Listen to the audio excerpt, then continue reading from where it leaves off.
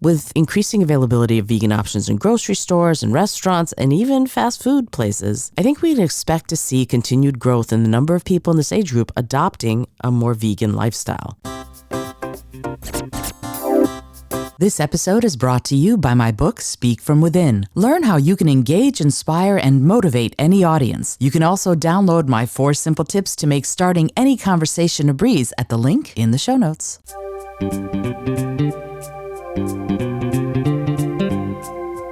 Hello and welcome to the Creative Solutions Podcast. I'm your host, Isolde Trachtenberg. Whether you're writing the first sentence of a book or solving the climate crisis, to get people's attention, you need to tell your story creatively. On the show, I interview peak performers who are coming up with those creative stories and solutions. Through creativity, compassion, and collaboration, they're changing the world. I also bring you ideas and techniques to unlock your potential to do the same. And now, let's get to the show.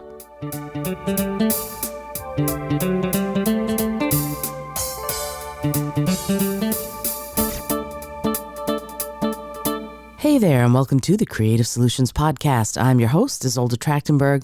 Super grateful that you're taking the time to be here and listen to today's Vegan Life Solutions episode. Today, I want to talk about and explore the reasons behind what they're calling the Gray Revolution, how so many people in their 50s and 60s and beyond are embracing veganism. I want to talk about the reasons behind the trend, sort of the unique challenges that people in this age group may face trying to go vegan or being vegan, and how to ensure a healthy, balanced vegan diet as you age. Now, I'm not a nutritionist or anything, so you need to understand that that is not what I'm trying to do, is give you nutritional advice. But I do want to explore this because as a person in my 50s who is vegan, these are concerns that I have today too. So let's start by talking about why more people in their 50s and 60s are going vegan. Of course, there are lots of reasons, from health concerns to animal welfare to environmental factors. But one thing seems to be driving this trend is the desire to take control of one's own health. Now, here's the thing. You've heard me talk about the fact that veganism is a lifestyle, not a diet. And most people who are vegan are going to look at it from the animal welfare perspective first, and then health benefits and environmental benefits second, third, etc. So I want to really talk about the fact that this is perhaps a reason people go vegan, not the driving force, but I want to mention that animal welfare tends to be at the forefront of why people go vegan to begin with. But let's move on. So many people in that age range, 50s through 70s and 80s, are beginning to realize that their health is not something they can take for granted. They're more aware of the impact their lifestyle choices can have on their health and well-being, and as a result, they're looking for ways to take control of their health, and going vegan is one way to do that. And I want to add here that the way to look at it is, for me anyway, it's a completely guilt-free way of living, and that eases stress levels on you that you may not even be aware that you're having. But if you realize that there's absolutely nothing you need to feel guilty about the products you use or the food you eat, that actually sort of lifts a burden. And it's a really interesting way of looking at how what we eat and the choices we make affect the rest of our lives. For example, former USA President Bill Clinton adopted a plant-based diet after experiencing health issues, and he's been an advocate for veganism ever since. Other celebrities like Oprah Winfrey and Samuel L. Jackson have also embraced a vegan lifestyle later in life for health reasons. And again, yes, I know that there are probably vegans out there who are going, that's not really vegan, that's plant-based. But what if they're also doing all of the other things, being against animal testing, not wearing leather or wool, and all of these other aspects of veganism that we talk about when we're talking about veganism? So going vegan can help reduce the risk of many chronic diseases such as heart disease, type 2 diabetes, certain types of cancer. It can also help manage existing health conditions and improve overall health and vitality. And in addition to health concerns, many people in this age group are also concerned about animal welfare and environmental issues. And I will say that it's, again, probably primary, not secondary or tertiary for a lot of vegans, but people in their 50s, 60s, and 70s and beyond, their health, because their health may be more of a factor in their day-to-day life, or health concerns may be more of a factor in their day-to-day life, that may be more prevalent because if you don't have your health, you don't have anything, to quote the Princess Bride. So if you're at that age and you want to do your part to protect the planet and reduce your carbon footprint, choosing a plant-based diet or a vegan diet, you can significantly reduce your environmental impact and contribute to a more sustainable future. So overall, the desire to take control of your health protects the planet, improves animal welfare. These are all driving factors behind this growing trend of veganism among people in their 50s and 60s. And with so many delicious and nutritious plant-based vegan options available, there's never been a better time to make the switch to a vegan lifestyle. And I'm here to tell you, it's a really amazing way to eat. Again, in part because it's all guilt-free, but also there's just the incredible variety of food that you can eat on a vegan diet. And again, delicious, nutritious, and fabulous. And I want to talk a little bit about myself. So the way I look at my hypothyroidism, I am hypothyroid and likely have been hypothyroid since I was a teenager. But in my 30s is when I actually got diagnosed. And the food that I eat has to be very specific, right? I have to actually, cruciferous veggies and I can't be that close, even though you're supposed to normally have your cauliflower, your broccoli, your spinach. Cruciferous veggies, for example, are known to lower the functioning of the thyroid. And then they say that tofu does too, but that one actually, there hasn't been that much study that says that that's actually the case.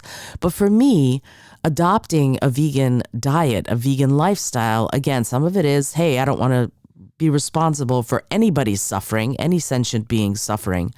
But also hypothyroidism, for example, they did a study at some point that said that dairy, cheese, and wheat together really mess up the functioning of the thyroid. So because I don't take medication for my thyroid, because I refuse to take medication for my thyroid, my hypothyroidism, that's one of the things that I can do is choosing my intake, my food intake very wisely and very specifically allows me the room to not be on meds and not ever have to worry about whether or not the meds I'm taking are or were tested on animals, which I won't do. So again, this means that what you eat, what you put into your body becomes more of a sort of a driving force of your day, right? You have to be more careful and you have to be more purposeful about what you're eating and when. And that can be kind of weird because you have a lot of other stuff to do. I personally don't have human children. And so that whole no children, no grandchildren thing makes it a lot easier for me. But someone else in their 50s, 60s, and 70s or 80s and beyond might have grandchildren, great-grandchildren, and want to be spending time with them and may not want to spend a lot of time on planning what they're going to eat. And now there are vegan meal planning services that will deliver vegan meals to you. So even that has become easier. But of course, there are challenges that come with adopting a vegan lifestyle sort of later in life. One of the biggest challenges is dealing with friends and family who may not understand or support the decision to go vegan. Another of the biggest challenges of going vegan later in life is changing sort of long-held, as I was mentioning, dietary habits. Many people have been eating animal products for decades and have developed sort of these preferences and habits around these foods. And making the switch to a plant-based or vegan diet can be difficult and will require that significant shift in mindset and eating habits. And there are, like I said a minute ago, that whole notion of other people in your life might not understand. You're going to have to figure out how to deal with these people who don't quite get your desire to be vegan. And I've had to do that many, many times over the 31 years that I have been a vegetarian. 31? No, even more than that. 35 years that I've been a vegetarian and 20 some odd years that I've been vegan. It's sort of, hey, this is who I am. This is what I do. And I no longer make excuses for it. This is just my life, but there's going to be some pushback if you make the decision from children, from grandchildren, from friends and family who are used to you being a certain way. But remember, you can always change your mind. You can always just say, hey, you know what? This is what I've decided to do. And I'm changing the way I've been living into something else. It's never too late to change your path from what it's been, perhaps a more omnivore diet, to what it could be, a more vegan diet and lifestyle. So to that end, let's talk about some of the successful examples of people who've made the transition to veganism. Actor and comedian Ellen DeGeneres went vegan in her 50s after she watched a documentary on animal agriculture, apparently. She's since become sort of an outspoken advocate for animal welfare and a healthy, vegan, plant-based lifestyle. So there are people out there, famous ones as well as non-famous ones, who are doing it, who have done it, and who continue to do it successfully. So, as I mentioned, another challenge that people in this age group may face when transitioning to a vegan lifestyle is opposition from friends and family. And social circles, family traditions often revolve around food. You know, you go to dinner, you have your holiday dinners, all of that. So some people might feel threatened or uncomfortable when someone they know decides to go vegan. And I guess it's important to remember that change can be difficult for everyone. And it might take some time for friends and family to adjust to the new dietary choices. One way to address this is to educate them about the benefits of veganism and encourage them to try plant-based meals themselves. It can also be helpful to focus on the positive aspects of the lifestyle, such as feeling better physically and mentally, having a clear conscience about animal welfare, which is my favorite. Another challenge for people in this age group might be dealing with potential health implications of transitioning to a vegan lifestyle. It's important to consult with a healthcare professional and make sure, that your medical professional can tell you what your nutritional needs are and to make sure that your nutritional needs are being met, especially if you're an older adult and you may have specific dietary requirements. As I wrap up today's episode, I want to take a look at the future of veganism for people in their 50s and 60s. And beyond. With increasing availability of vegan options in grocery stores and restaurants and even fast food places, I think we'd expect to see continued growth in the number of people in this age group adopting a more vegan lifestyle. But the question is, why is this growing? I think for one thing, veganism offers a multitude of benefits for individuals in this age group. By consuming a diet rich in plant-based foods, people in their 50s and 60s are going to experience improved health, reduce risk of chronic diseases such as heart disease, and maybe even increase longevity. Additionally, adopting a vegan lifestyle can perhaps help reduce our environmental footprint, leading to a better world for all of our future generations. And by eating those plant-based foods, we can reduce that carbon footprint and protect natural resources and therefore make a more positive impact on the planet. Again, cruelty-free and guilt-free. I love that. As the world continues to change, I think it's exciting to see more and more people embracing a vegan lifestyle. And with the benefits that veganism brings to people in their 50s and 60s and beyond, I don't think there's any doubt that we're going to continue to see sort of a growth, a surge in the number of older people who choose to go vegan. So if you're in your 50s or beyond, it's not too late to make a change towards a healthier, more compassionate lifestyle.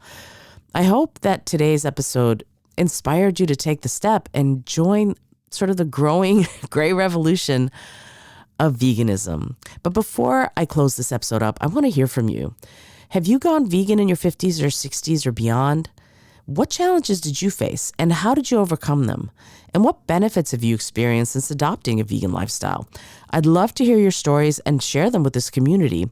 You can reach out to me on social media or you can email me at izolda@izoldat.com, and I might even feature your story in a future episode. And if you're curious about exploring veganism later in life, I encourage you to do your research, talk to your healthcare provider, and take things one step at a time. Incorporating more vegan plant-based foods into your diet is a great first step, and there are lots of resources available to help you on that path. Thank you so much for tuning in to today's episode. I think it's important for us to have this conversation because there are so many of us, our population is aging, and there are so many of us who are looking at being kinder to ourselves and to each other and to the sentient beings we share the planet with. So we've explored why more people in this age group are adopting a vegan lifestyle, the challenges they might face, and how to overcome them. And I also shared some real-world examples like Moby, Ellen DeGeneres, Oprah Winfrey, Samuel L. Jackson, Bill Clinton, lots of people. Alicia Silverstone is another one of my favorite people who is vegan. So there are real world examples of pretty famous people who've successfully transitioned to a vegan diet later in life. Although I think Alicia Silverstone and Moby may have been vegan for years and years before they were in midlife. But remember, going vegan can be a wonderful way to take control of your health and to contribute to a more compassionate world. But it's important to do so in a way that meets your individual needs. If you incorporate a variety of whole plant foods in your diet and you seek guidance from a healthcare professional, you can enjoy the benefits of a healthy and compassionate vegan lifestyle. Thanks for tuning in. This is Isolde Trachtenberg for the Creative Solutions Podcast. This has been a Vegan Life Solutions episode. I hope that you enjoyed it. And if you have questions, again, I'm not a nutritionist, but I might be able to help. And if not, I might be able to at least steer you in the direction of certain books that I love that explain a lot of this. Until next time, I remind you, as always, to be bold, be creative, and most of all, be kind.